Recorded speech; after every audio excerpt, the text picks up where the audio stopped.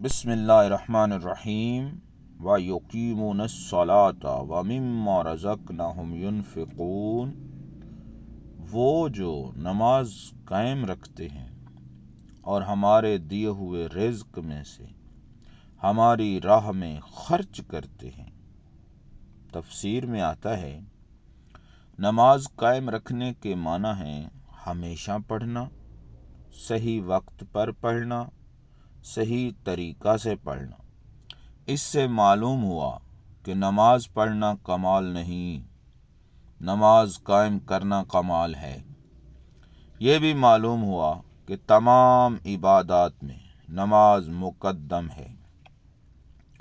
یہ بھی معلوم ہوا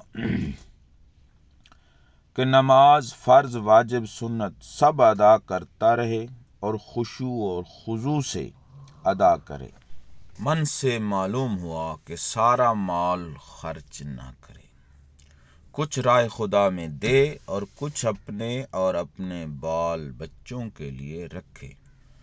اس کی تفصیل حدیث شریف نے بیان فرما دی۔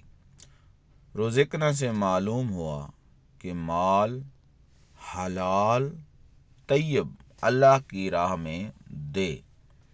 رب فرماتا ہے لن تنالوا البر حتى تنفقوا مما تحبون، ہرگز اس نیکی کو حاصل نہیں کر سکتے جب تک کہ اپنی پیاری سے پیاری چیز اس کی راہ میں خرچ نہ کر دو۔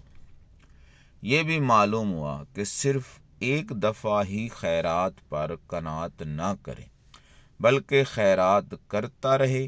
فرض، صدقہ یعنی زکوٰۃ سال میں ایک بار اور نفل جب چاہے۔ زکوٰۃ بھی حساب لگا کر تھوڑی تھوڑی دیتا رہے۔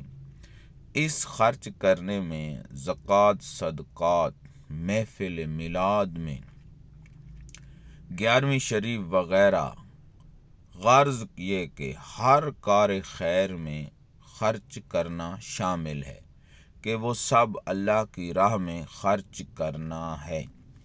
ایصال ثواب اس کا ہدیہ ہے۔ وما توفیقی الا باللہ۔